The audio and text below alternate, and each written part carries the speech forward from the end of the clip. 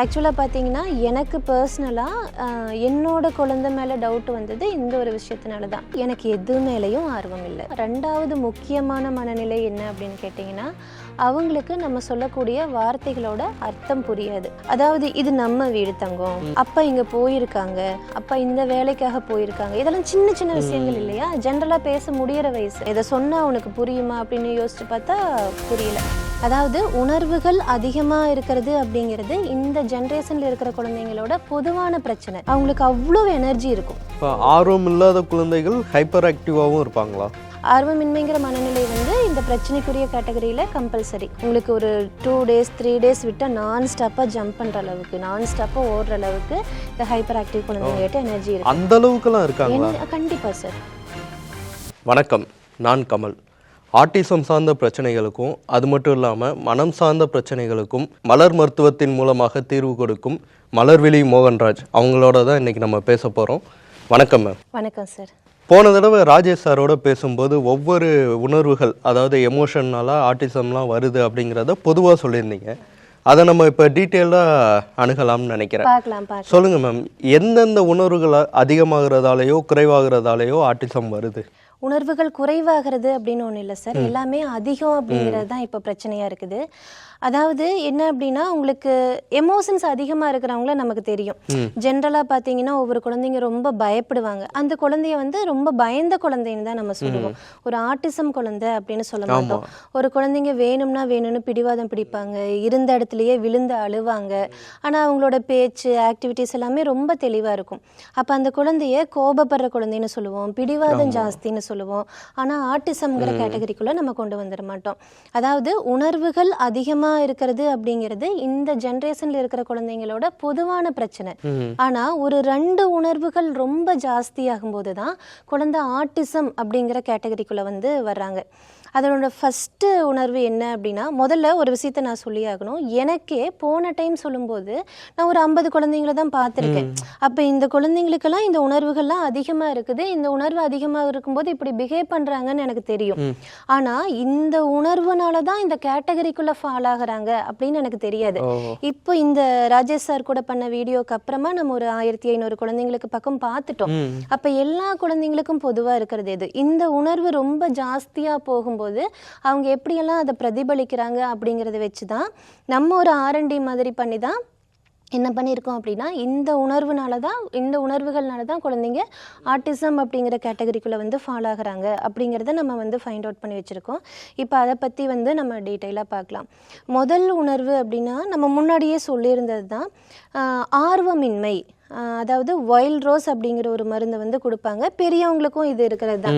பெருசா எதுலையும் ஒரு பிடிப்பு இல்லாம, ஒரு ரெஸ்பான்சிபிலிட்டி எடுத்துக்காம, ஒரு நம்மளோட உணர்வுகளை பத்தி மதிக்காம, கூட இருக்கிறவங்களோட உணர்வுகள் பத்தி மதிக்காம இருக்கக்கூடிய ஒரு பர்சன் வைல்ட் ரோஸ் அப்படிங்கிற மலர் மருந்து தேவைப்படக்கூடிய ஒரு பர்சன் அப்படின்னு நம்ம சொல்லுவோம். பெரியவங்க அப்படி இருந்தாலும் எனக்கு எதுவுமே ஆர்வம் இல்லை, என்ன நடக்கட்டும்னு நான் விட்டுறேன். ஏதாவது என் லைஃப்பில் பெரிய டவுன்ஃபால் ஆகுதா, அதுக்கு நான் பெருசாக ஃபீல் பண்ணிக்க மாட்டேன். பெருசாக ஏதாவது நான் வெற்றி கிடைக்குதா, அதுக்கும் நான் ஃபீல் பண்ணிக்க மாட்டேன். சும்மா எனக்கு கூட இருக்கிறவங்க அழறாங்களா, அதுக்கும் நான் ஃபீல் பண்ணிக்க மாட்டேங்கிற மாதிரி இருக்கிற ஒரு பர்சனுக்கு வைல்ட் ரோஸுங்கிற மலர் மருந்து கொடுப்போம். இப்போது இந்த உணர்வு ரொம்ப அதிகமாகுதுன்னு வைங்க, ஒரு லிமிட்டுக்கு மேலே அதிகமாகுது. அப்போ எப்படி இருப்பாங்கன்னா, குழந்தைங்க எதையுமே கண்டுக்க மாட்டாங்க தன்னை சுற்றி நடக்கிறத. இது நமக்கு இருக்கிற உணர்வு இந்த அளவுக்கு அப்படின்னா, இவங்களுக்கு இருக்கிற உணர்வு இந்த அளவுக்கு, அது வேற டைமென்ஷன்ல இருக்கும். அது நம்ம கற்பனை கூட பண்ணி பார்க்க முடியாதுன்னு வைங்களேன். அதாவது அவங்களுக்கு இன்ட்ரெஸ்ட் இருக்கிற விஷயத்துக்கு மட்டும் ரியாக்ட் பண்ணுவாங்க. அதாவது இப்போ அவங்களுக்கு பிடிச்ச கார்ட்டூன் சவுண்டு கேட்டால் டக்குன்னு திரும்பி பார்ப்பாங்க. அவங்களுக்கு பிடிச்ச பாட்டு சவுண்டு கேட்டால் தான் திரும்பி பார்ப்பாங்க. அவங்களுக்கு பிடிச்ச ஃபுட் ஐட்டம், பொதுவாக இவங்களுக்கு இன்ட்ரெஸ்ட் இவ்வளோவில் தான் இருக்கும். பெரும்பாலான குழந்தைங்களுக்கு ஃபுட்டு பிடிக்கும், கார்ட்டூன்ஸ் பார்க்க பிடிக்கும், பாட்டு பிடிக்கும். இதுக்கெல்லாம் கேட்டால் டக்குன்னு ரியாக்ட் பண்ணுறவங்க, அவங்க பக்கத்தில் இடி விழுகிற அளவுக்கு சவுண்டு கேட்டால் கூட என்னன்னு திரும்பி பார்க்க மாட்டாங்க. ஸோ அந்த ஆர்வமின்மை அப்படிங்கிற மனநிலை அவ்வளோ அதிகமாக இருக்கும். எனக்கு சில விஷயங்களில் இன்ட்ரெஸ்ட் இருக்குது, அந்த சில விஷயங்களை தவிர எதுக்குமே நான் எஃபர்ட் போட மாட்டேன். எதையுமே கண்டுக்க மாட்டேன். என்னை சுற்றி என்ன நடந்தாலும் நான் வந்து அதை கண்டுக்க மாட்டேன். இப்போ அவங்களாம் வந்து நம்ம கூப்பிட்டா கூட திரும்பி பார்க்க மாட்டாங்க. இப்போ ஜென்ரலாக வந்து ஃபர்ஸ்ட் கம்ப்ளைண்ட்டு கூப்பிட்டா திரும்பி பார்க்க மாட்டேங்கிறாங்க. ஒரு வயசுலேருந்து 1.5 வயசு 1.25 வயசுக்குள்ள எப்போ பேரண்ட்ஸ்க்கு வந்து ஒரு டவுட், அதாவது கொஞ்சம் நாலேஜ் இருக்கிற பேரண்ட்ஸ், இப்போது ஆர்டிசம் பற்றியெல்லாம் நிறைய தெரிஞ்சுக்கிட்டாங்க, இல்லை 2வது குழந்தையாக இருக்கிறாங்க அவங்களோட குழந்தை அப்படிங்கிற டைமில் கொஞ்சம் அதை பற்றின நாலேஜ் இருக்கிற பேரண்ட்ஸுக்கு 1 வயசுலேருந்து 1.25 வயசுக்குள்ளே கூப்பிட்டா திரும்பி பார்க்க மாட்டேங்கிறாங்க, சம்திங் ராங் அப்படிங்கிற டவுட் வந்து வர ஆரம்பிக்குது. அவங்க என்ன பண்ணுறாங்கன்னா முதல்ல போய் வந்து காது கேட்குதா அப்படிங்கிற டெஸ்ட் எடுத்து பார்க்க போகிறாங்க. நீங்கள் அந்த மாதிரியெல்லாம் பண்ணணுங்கிற அவசியமே இல்லை. அதுலேயும் கன்ஃபியூஸ் ஆயிரும். சில நேரம் திரும்பி பார்க்குறாங்க, சில நேரம் திரும்பி பார்க்க மாட்டேங்கிறாங்க. அப்படி இருக்கும்போது வந்து ஏன் இந்த மாதிரி ஆகுது, காதில் ஏதாவது ப்ராப்ளமான்ட்டு அப்படியெல்லாம் கிடையவே கிடையாது. முதல்ல அவங்களுக்கு பிடிச்ச விஷயங்களுக்கு அவங்க திரும்பி பார்க்குறாங்களா, சில விஷயங்களுக்கு மட்டும் திரும்பி பார்க்குறாங்களா, அவங்க பேரை சொல்லி கூப்பிட்டாலோ இல்லை வேற எதுக்காவது கூப்பிட்டாலோ வந்து ரெஸ்பான்ஸே பண்ணாமல் இருக்கிறாங்களா, காதையெல்லாம் செக் பண்ணி பார்க்க வேண்டாம். நீங்கள் வந்து என்ன பண்ணலாம் அப்படின்னா தாராளமாக வந்து ஆட்டிசம் அசஸ்மெண்ட்டுக்கு வந்து நீங்கள் ஒரு டாக்டர்கிட்ட போய் செக் பண்ணி பார்த்துக்கலாம். ஏன் அப்படின்னா காது கேட்கலைன்னா எதுவுமே கேட்காது, இந்த பர்டிகுலர் விஷயத்துக்கு மட்டும் கேட்கறது அப்படிங்கிற மாதிரி இருக்காது. அப்போ அவங்களுக்கு பிடிச்ச விஷயத்துக்கு மட்டும்தான் நான் ரியாக்ட் பண்ணுவேன் அப்படிங்கிறது. அதே மாதிரி வந்து இது எந்த அளவுக்கு பாதிக்குது, ஸோ இது மட்டும் போதுமா, இது எந்த அளவுக்கு பாதிக்குது, இன்ட்ரெஸ்ட் இல்லாமல் இருந்தால் திரும்பி பார்க்காம இருந்தால் மட்டும் ஒரு குழந்தை ஆட்டிசம் கேட்டகரிக்குள்ளே ஃபால் ஆயிருமா அப்படின்னு நீங்கள் கேட்டால், இது எந்த அளவுக்கு பாதிக்குதுன்னா அவங்க பேசுறதுக்கே எஃபெக்ட் போட மாட்டாங்க. அதாவது எப்படி சொல்லுவாங்க ஜென்ரலாக அப்படின்னா, அவங்களா பேசும்போது அம்மாங்கிறாங்க அப்பாங்கிறாங்க, பட் வந்து எங்களை கூப்பிட மாட்டேங்கிறாங்க. அவங்களுக்கு தேவைன்னா இப்போ ரொம்ப வந்து ஒரு ஸ்நாக்ஸ் வேணும், ஒரு சில சிங்கிள் வேர்ட் பேசுகிற குழந்தைங்க எல்லாம் பார்த்தீங்கன்னா அவங்களுக்கு தேவையான ஸ்நாக்ஸோட பேரை சொல்லிடுறாங்க. அதே அந்த ஸ்நாக்ஸை இவன் இதை சாப்பிடுவான் பிடிக்கும் தங்கம் நீ சொல்லு அப்படின்னு நம்ம கேட்டால் சொல்ல மாட்டாங்க. ஏன்னா அவங்களுக்கு தோன்றப்ப மட்டும், அவங்களுக்கு தேவைங்கிறப்ப மட்டும், அவங்களுக்கு இன்ட்ரெஸ்ட் இருக்கிறப்ப மட்டுமே ரியாக்ட் பண்ணுறது தான் இந்த ஆர்வமின்மைங்கிற மனநிலை. அதாவது எனக்கு எது மேலேயும் ஆர்வம் இல்லை, அது வந்து எக்ஸ்ட்ரீம் லெவல், எனக்கு எதுலேயுமே ஆர்வம் இல்லை அப்படிங்கிற மனநிலை. அதே மாதிரி எப்படி இருக்குன்னா அவங்களுக்கு அவ்வளோ எனர்ஜி இருக்கும். ஹைப்பர் ஆக்டிவ் குழந்தைங்களெல்லாம் இருந்தாங்க அப்படின்னா, இப்போ ஆர்வம் இல்லாத குழந்தைகள் ஹைப்பர் ஆக்டிவாகவும் இருப்பாங்களா? இது வேற மனநிலை, இது வேற மனநிலை, ரெண்டுமே சேரும்போது ஆர்வமின்மை அப்படிங்கிற கேட்டகரி வந்து, ஆர்வமின்மைங்கிற மனநிலை வந்து இந்த பிரச்சனைக்குரிய கேட்டகரியில கம்பல்சரி. அந்த மனநிலையோட ஹைப்பர் ஆக்டிவிட்டிக்கு தேவையான மனநிலையும் சேரும்போது இந்த பிரச்சனை வருது. உங்களுக்கு ADHDங்கிறது என்ன, கவனமின்மை ப்ளஸ் துருதுருப்பு.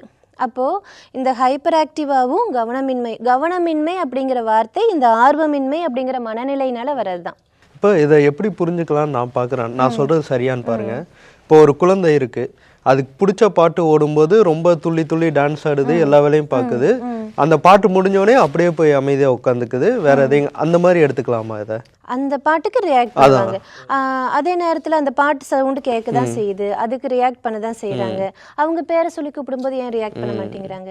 ஸோ அந்த பாட்டுக்கு டான்ஸ் ஆடுறதுக்கு எனக்கு இன்ட்ரெஸ்ட் இருக்குது, ஸோ நான் செய்கிறேன். ஆனால் நீங்கள் கூப்பிடுறீங்க இல்லையா, உங்கள் கூட ஒரு கான்வர்சேஷன் பில்ட் பண்ணுறதுல எனக்கு இன்ட்ரெஸ்ட் கிடையாது, ஸோ நான் செய்ய மாட்டேன். இப்போ வந்து எப்படின்னா அவங்களுக்கு எனர்ஜி அவ்வளோ இருக்கும். எப்படின்னா உங்களுக்கு ஒரு 2 days 3 days விட்டால் நான் ஸ்டாப்பாக ஜம்ப் பண்ணுற அளவுக்கு, நான் ஸ்டாப்பாக ஓடுற அளவுக்கு இந்த ஹைப்பர் ஆக்டிவ் குழந்தைங்கிட்ட எனர்ஜி இருக்கு. அந்த அளவுக்குலாம் இருக்காங்களா? கண்டிப்பாக சார். எனர்ஜி எங்கேருந்து வருதுன்னா அதுக்கும் எமோஷன்ஸ் தான் காரணம். ஒரு எமோஷன் ஸ்ட்ராங்காக தான் ஒரு பஞ்சபூதங்களோட ரேஷியோ நம்மளோட உடம்புல இதை சொல்லிடுறோம் இல்லைங்களா, இது கப உடம்பு, இது பித்த உடம்பு, வாத உடம்புன்னு. அப்போது கப உடம்பு அப்படின்னா நீர்த்தன்மை மண்தன்மை எல்லாம் ஜாஸ்தியாக இருக்கும்போது கப உடம்புன்னு சொல்கிறோம். அந்த ரேஷியோ அந்த உடம்புல ஏன் அதிகமாக இருக்குது அப்படின்னா அவங்களுக்கு இருக்கிற மனநிலைகள் தான் காரணம். சில மனநிலைகள் அதிகமாகும் போது அந்த உடம்பு வந்து பார்த்தீங்க அப்படின்னா கப உடம்பாகவும் பித்த உடம்பாகவும் வாத உடம்பாகவும் வந்து மாறுது. இல்லை இந்த கம்பைன் பண்ணுறாங்கல்ல பித்தவாதம், அதெல்லாமே பார்த்தீங்கன்னா அவங்களுக்கு இருக்கிற எமோஷன்ஸ் காம்பினேஷன்ஸ் பொறுத்து தான் இருக்குது. ஸோ இவங்க இப்படி தான் எப்போவுமே இவங்க இதிலெல்லாம் செய்வாங்க, இதுலையெல்லாம் இன்ட்ரெஸ்ட் இருக்காது, இதுக்கெல்லாம் கோபம் வரும் அப்படின்னு ஒரு கேட்டகரி ஒரு பர்சன் மேலே இருக்குது பார்த்தீங்களா, பிறந்ததுலேருந்து இவங்க இப்படி தானே, அதுதான் அவங்களுக்குள்ளே இருக்கக்கூடிய எமோஷன்ஸ். அந்த எமோஷன்ஸோட காம்பினேஷன் தான் அந்த பர்சன். ஸோ அதுக்கேற்ற மாதிரி தான் அவங்களோட உடம்பு இருக்கும்.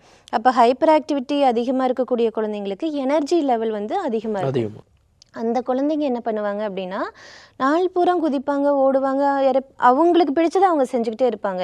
நம்ம ஒன்று செய்யும்போது அது கொஞ்சம் ஃபோக்கஸ் தேவைப்படுது இல்லைங்களா, எஃபர்ட் போடணும். மனம் போன போக்கில் போகிறதுக்கும் நம்ம ஒன்று சொல்லும்போது ஆர்கனைஸ்டாக ஒரு விஷயத்த பண்ணுறதுக்கும் வித்தியாசம் இருக்குது. அந்த ஆர்கனைஸ்டாக ஒன்று பண்ண சொன்னால் அவங்களால அதுக்கு கான்சென்ட்ரேட் பண்ண முடியாது. அந்த கவனம் அப்படிங்கிறது கொடுக்க முடியாத தன்மை, எனக்கு ஆர்வம் இல்லாத எந்த ஒரு விஷயத்துலையும் கவனத்தை கொடுக்கவே முடியாதுங்கிற தன்மை அதிகமாகும் போது தான் இந்த ப்ராப்ளத்துக்குள்ளே ஃபஸ்ட்டு வர்றாங்க. இது உங்களை எப்படியெல்லாம் அஃபெக்ட் பண்ணுது அப்படின்னா, முதல்ல நம்ம கூட பேசுறதுக்கே ட்ரை பண்ணுறதில்ல, நம்ம என்ன பேசுறங்கிறத கவனிக்கிறதும் இல்லை. அப்போ ப்ரெசன்ட் வேர்ல்டுலேயே அவங்க இருக்கிறது இல்லை. அவங்களுக்கு பிடிச்சதை மட்டும் செஞ்சுக்கிட்டு துருதுருப்பாக இருக்கிற குழந்தைங்க எப்படி இருப்பாங்கன்னா அவங்களுக்கு பிடிச்சதை செஞ்சுக்கிட்டே இருப்பாங்க. இந்த துருதுருப்பு இல்லை, ஹைப்பர் ஆக்டிவிட்டிக்கான மனநிலைகள் இல்லை அப்படின்னா எதுவுமே செய்யாமல் இன்ட்ரெஸ்டே இல்லாமல் அவங்கள பார்க்குறதுக்கு லேசி மாதிரி இருக்கும். அதாவது அவங்களுக்கு இருக்கிற மற்ற எமோஷன்ஸோட காம்பினேஷனை பொறுத்து இந்த ஆர்வமின்மை அதிகமாக ஒரு குழந்தைய பார்க்குறதுக்கு ஹைப்பர் ஆக்டிவாக இருக்கும். ஒரு குழந்தைய பார்க்குறதுக்கு வந்து பார்த்திங்கன்னா ரொம்ப பிரச்சனை பண்ணுற, எல்லாத்தையும் எடுத்து தூக்கி போடுற அந்த மாதிரி குழந்தை மாதிரி தெரியும். இன்னொரு குழந்தைய பார்க்குறதுக்கு இந்த ஓசிடி பிஹேவியர்ஸ் அதிகமாக இருக்கிற குழந்தை மாதிரி தெரியும். அதாவது அந்தந்த இடத்துல இருக்கணும், கரெக்டாக அடுக்கி வச்சுட்டே இருக்கணும், அந்த மாதிரி தெரியும்.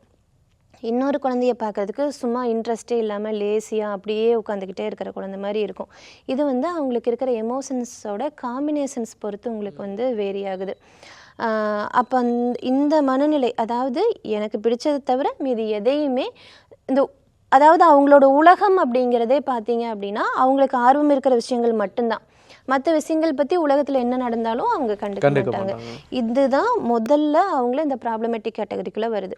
ஸோ அவங்க பேசுறதுக்கும் எஃபர்ட் போடுறதில்ல, சுற்றி என்ன நடக்குதுங்கிறதும் கண்டுக்கிறது இல்லை, நம்ம ஏதாவது சொன்னால் அதை கவனிக்கிறதும் இல்லை.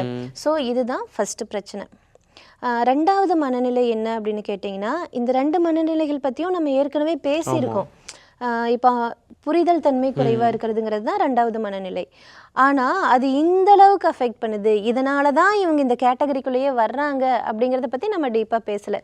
ஏன் அப்படின்னா இதெல்லாம் இருக்குது அப்படிங்கிறது எனக்கு போன டைம் பொதுவாக தெரியும். ஆனால் இதுதான் இந்த அளவுக்கு அஃபெக்ட் பண்ணுது அப்படிங்கிறத நான் இப்போ குழந்தைங்களை பார்க்க தான் நான் கற்றுக்கிட்டேன். ஸோ அதனால தான் உங்களுக்கு அப்டேட் பண்ணுறேன். அடுத்து வந்து புரிதல் தன்மை குறைவாக இருக்கிறது. இப்போது ஒரு 1.25 வயசு குழந்தை, ஒரு 1.5 வயசு குழந்தை அப்படின்னாலாம் ஜென்ரலாகவே நம்ம நிறைய விஷயங்கள் பேச முடியும். 2வது டவுட் வரதும் இதுதான். ஆக்சுவலாக பார்த்தீங்கன்னா எனக்கு பர்சனலாக என்னோட குழந்தை மேலே டவுட் வந்தது இந்த ஒரு விஷயத்தினால தான். அதுக்கு ஒரு இன்ஸ்டன்ஸ் சொல்லணும் அப்படின்னா, எனக்கு 2 பசங்க, பொண்ணு, ஃபஸ்ட்டு பொண்ணு. அந்த பொண்ணுக்கு வந்து ஒரு 1.25 வயசு அப்படிங்கும்போது நான் வந்து என்னோட 2வது பையனை வந்து கன்சீவ் ஆகிட்டேன். ஸோ அப்போ நான் வந்து குழந்தைகிட்ட சொல்கிறேன், இந்த மாதிரி தங்கம் அம்மா வயிற்றில் குட்டி தம்பி இருக்கான் அப்படின்லாம் சொல்லும்போது 1.25 வயசு குழந்தை அதை புரிஞ்சுக்கிட்டது மட்டும் இல்லை, அவள் பிளான் பண்ணுறா. அம்மா குட்டி தம்பி வந்தால் நான் கையை பிடிச்சி ஸ்கூலுக்கு கூட்டிகிட்டு போவேன், மடியில் படுக்க வச்சுக்குவேன், சோச்சி ஊட்டி விடுவேன், இது எல்லாமே அவள் சொன்னது மட்டும் இல்லை, இவன் பிறந்ததுக்கப்புறம் அவன் எல்லாமே செஞ்சா, என் பொண்ணு எல்லாமே செஞ்சா. இப்போ எனக்கு எந்த டைமில் டவுட் வந்ததுன்னா, ஒரு ஜென்ரலாக இவ்வளோ பேச முடியுது ஒரு 1.25 வயசு குழந்தைகிட்ட. ஆனால் என் பையனுக்கு ஒரு 2.25 அந்த மாதிரியெல்லாம் வரும்போது அவங்ககிட்ட ஜென்ரலாக ஒரு சின்ன சின்ன விஷயங்களை கூட சொல்லி என்னால் புரிய வைக்க முடியல. அதாவது இது நம்ம வீடு தங்கம், அது வந்து தாத்தா பாட்டி வீடு, அப்பா இங்கே போயிருக்காங்க, அப்பா இந்த வேலைக்காக போயிருக்காங்க, இதெல்லாம் சின்ன சின்ன விஷயங்கள் இல்லையா, ஜென்ரலாக பேச முடிகிற வயசு. அதை வந்து ஒரு 2.25 பேச முடியல. இப்போ என் பொண்ணுக்கு கன்வே பண்ண மாதிரி ஒரு விஷயத்த நான் அப்போ நான் கற்பனை பண்ணி பார்க்குறேன், ஒரு 2.25 அந்த டைம்லாம் பார்க்குறேன். ஒரு 3ங்கும் போது இவன் டெவலப் ஆயிடுவான். இதை சொன்னால் அவனுக்கு புரியுமா அப்படின்னு யோசிச்சு பார்த்தா புரியாது அப்படின்னு எனக்கு வந்து தெரியுது. ஏன்னா நம்ம குழந்தை அடுத்தடுத்த ஸ்டேஜில் எந்த மாதிரி போயிட்டு இருக்குது அப்படிங்கிற ஒரு ஐடியா, ஒரு சின்ன ஐடியா நமக்கு இருக்கும் இல்லைங்களா, அம்மாவுக்கு இருக்கும். அப்போ ஒரு 3.5 வயசு ஆகும்போது என் பையனுக்கு கண்டிப்பாக இதை சொன்னால் புரியாது அப்படின்னு எனக்கு தெரியுது. இப்போ வந்து பெரியவங்க சொல்கிறாங்க, ஓகே, அதாவது எப்படின்னா பசங்க லேட்டாக தான் பேசுவாங்க, பசங்க துருதுருப்பாக தான் இருப்பாங்க, அதாவது யாரோட பசங்களோ வந்து 5 வயசில் தான் பேசுனாங்க, இன்னாரோட பசங்க வந்து 7 வயசில் தான் பேசுனாங்க, ஸோ இதெல்லாம் ஒரு பிரச்சனையே இல்லை அப்படின்னு நிறைய பெரியவங்க சொன்னாலும் நான் அதெல்லாமே அக்செப்ட் பண்ணிக்கிறேன். ஆனால் என் பையனுக்கு ஏன் புரிய மாட்டேங்குது? அவனுக்கு வார்த்தைகள் வரல, லேட்டாக வருது, பசங்க லேட்டாக பேசுவாங்க, ஓகே, வார்த்தைகள் அவனுக்கு ஏன் வரல? அப்படின்னு யோசித்து பார்க்கும்போது தான் இல்லை இதில் வேறு ஏதோ பிரச்சனை இருக்குது அப்படிங்கிறது வந்து தெரிய வந்துச்சு. அப்போது ஒரு குழந்தை ஆட்டிசம் கேட்டகரிக்குள்ளே வரணும்னா 2வது முக்கியமான மனநிலை என்ன அப்படின்னு கேட்டிங்கன்னா, அவங்களுக்கு நம்ம சொல்லக்கூடிய வார்த்தைகளோட அர்த்தம் புரியாது.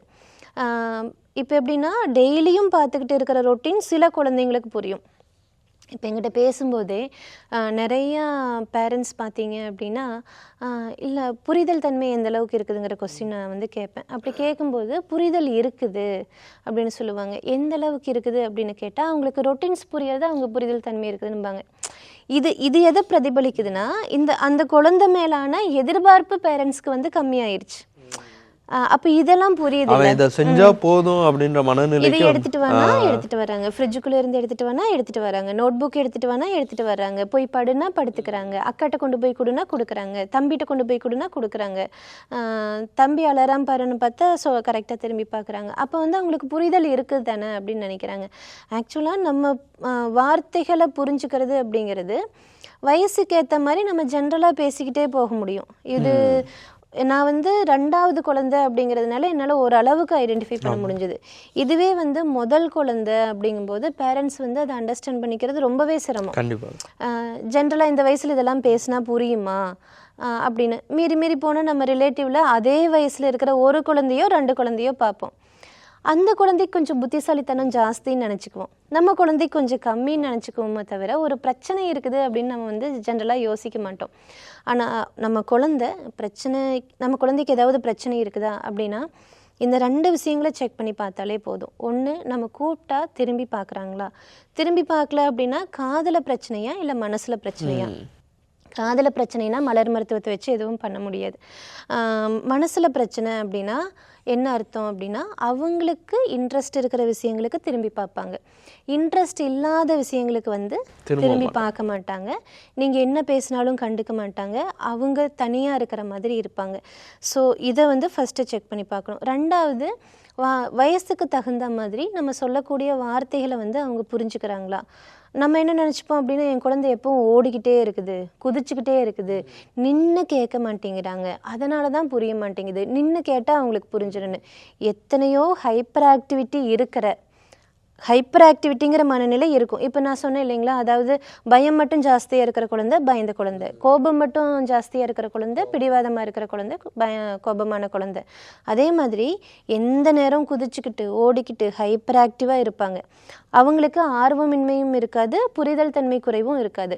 அந்த குழந்தைங்க வந்து புரிஞ்சுக்குவாங்க, ஆனால் ஒரு இடத்துல நிற்க மாட்டாங்க. நம்ம பேரண்ட்ஸ் என்ன நினச்சிக்குவாங்க, இவன் நின்று கேட்டான்னா புரிஞ்சுக்கும். அப்படி கிடையாது. நின்று கேட்கலைங்கிற மனநிலை வேறு, ஹைப்பர் ஆக்டிவிட்டிங்கிற மனநிலை வேறு. ஹைப்பர் ஆக்டிவிட்டி மட்டும் இருந்து புரிதல் தன்மையில் பிரச்சனை இல்லைன்னா அவங்க என்னதான் நின்று கேட்கலைனாலும் ஓடிக்கிட்டே உங்களுக்கு பதில் சொல்லிடுவாங்க. புரிதல் இல்லைன்னா தான் நம்ம பேசுகிற வார்த்தைகள் வந்து புரியாது.